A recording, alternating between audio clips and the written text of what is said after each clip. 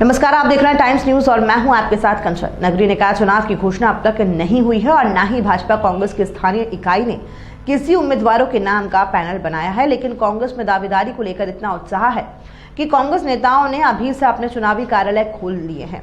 वहीं कांग्रेस दफ्तर से लेकर महापौर के लिए दावेदारी कर रहे बड़े कांग्रेसी नेताओं के घर पर जमघट लगा हुआ है। इंदौर के वार्ड क्रमांक 64 के दावेदार और कांग्रेस नेता ने चुनावी कार्यालय खोलकर लोगों की परेशानी को सुनना शुरू कर दिया है। साथ ही कांग्रेस कार्यकर्ताओं के साथ बैठक भी शुरू की है। हालांकि अति उत्साह में अभी से चुनावी दफ्तर खोलने वाले दावेदारों का कहना है कि ये चुनावी कार्यालय नहीं है, बल्कि कांग्रेस को वार्ड स्तर पर मजबूत करने के लिए शुरू किया गया कांग्रेस कार्यालय है, ताकि लोगों की समस्या को सुनकर उन्हें हल किया जा सके। साथ ही वार्ड स्तर पर पार्टी को मजबूत बनाया जा सके। इस तरह के दफ्तर सभी वार्डों में खुलना चाहिए।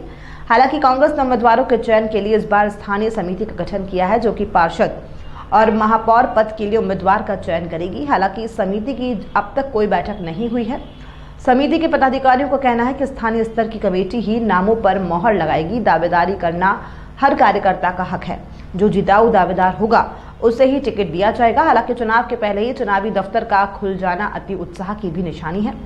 इस पूरे मामले में अब भाजपा भी कांग्रेस पर तंज कसती हुई दिखाई दे रही है। कांग्रेस नेताओं ने जिस प्रकार से अपने कार्यालय खोले हैं, उस भाजपा नगर अध्यक्ष गौरव रणदीवे ने तंज कसा है और कांग्रेस पर बोलते हुए कहा है कि कांग्रेस की बात तो नहीं करूंगा, लेकिन शुरू से ही कांग्रेस में अनुशासन की कमी दिखाई देती है। कांग्रेस के नेता ब्लैकमेल करने की राजनीति कर दबाव बनाने का काम करते हैं, जो कि भाजपा में नहीं है। वहीं कांग्रेस छोड़कर भाजपा में आए कांग्रेसियों को भी संतुष्ट करना भाजपा के लिए एक बड़ी चुनौती के तौर पर देखा जा रहा है। लेकिन भाजपा इसको चुनौती न मानते हुए जो भी सर्वसम्मति से निर्णय होगा उसके साथ पूरी भाजपा ताकत से चुनाव लड़ेगी। हालांकि निगम चुनाव है और दावेदारों की लंबी कतारें लगी हुई हैं। अब देखना ये दिलचस्प होगा कि दोनों पार्टियां अपने कार्यकर्ताओं को किस प्रकार संतुष्ट करती हैं। टिकटों का चयन नहीं हुआ, प्रत्याशियों का चयन नहीं हुआ, लेकिन चुनाव कार्यालय खुलना अपने आप में एक महत्वपूर्ण विषय है और इसको लेकर अब बहस भी शुरू हो गई। देखिए, आप बाहर देखेंगे, बोर्ड देखें, सब जगह देखें आप, उसमें साफ लिखा है कार्यालय मंडलम क्रमांक 64 विधानसभा क्रमांक 3। जो मंडलम अध्यक्ष है आशीष गोयल, वो पीछे मंगल मूर्ति रहते हैं। मेरा मकान भी पीछे मंगल मूर्ति में ही है, अभी शिफ्ट हो गया, आपको मालूम होगा।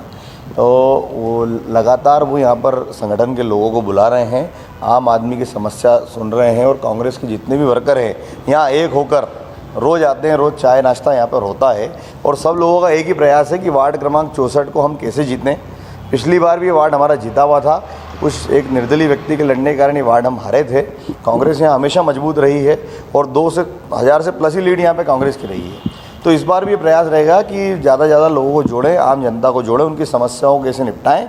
और जल्द ही आपको टिकट भी दिख रहा है कि जनवरी के अंदर ही चुनाव है या फरवरी में चुनाव है। तो कहीं ना कहीं मुझे लगता है पूरे इंदौर में ऐसा होना चाहिए। कांग्रेस के संगठन को मजबूत करने के लिए कार्यालय खोला गया, किसी व्यक्ति के लिए तो है नहीं, पर कहीं ना कहीं सभी जगह कांग्रेस पार्टी के लोगों को खोल के और जनता की समस्या को सुनना चाहिए। आज से जनता के बीच में जाना चाहिए, जिससे लगातार जो हमारे कांग्रेस के पार्षद है वो जीते और जो महापौर का प्रत्याशी होगा वो भी चुनाव जीते। शैलेश जी, भाजपा के लोगों का ये कहना है कि चूंकि शहर अध्यक्ष पे दबाव बनाने के लिए ऑफिस आपके द्वारा खोला गया है ताकि टिकट आपको ही मिले। देखिए, भारतीय जनता पार्टी के लोगों की सोच जो है वो उनके साथ है, मेरी सोच मेरे साथ है। मैंने न कार्यालय खोला है, न मेरा नाम यहाँ पर कहीं पर भी अंकित है। इसके अंदर सीधे सीधे आशीष गोयल जो मंडलम अध्यक्ष उन्होंने खोला है और ऐसा शहर कांग्रेस अध्यक्ष ने उन्हें बताया है। सभी मंडल अध्यक्षों को मीटिंग में बोला था कि आप कहीं भी कार्यालय नहीं खोलते हुए अपने घर से ही आप एक कार्यालय चालू करें जिसमें मेलजोल चालू हो। तो उसमें मैं तो बोलता हूँ आशीष गोयल को मैं बधाई देता हूँ कि उन्होंने कम से कम इतना बड़ा कार्यालय की शुरुआत करी और उन्होंने ये बोला है कि जो कांग्रेस का प्रत्याशी होगा उसके लिए कार्यालय में तो 2 महीने 3 महीने जब तक यहाँ से चुनाव लड़े और जनता जीतती है, उसके बाद भी अगर वो रखना चाहते हैं तो मेरी तरफ से कार्यालय उनके लिए उपलब्ध रहेगा। देखिए, कांग्रेस क्या करती है इस पर तो मैं नहीं कह सकता, मगर हाँ मुझे लगता है कि कांग्रेस में अनुशासनहीनता शुरू से ही चरम पे रही है, अनुशासन की कमी रही है। भारतीय जनता पार्टी का सबसे बड़ा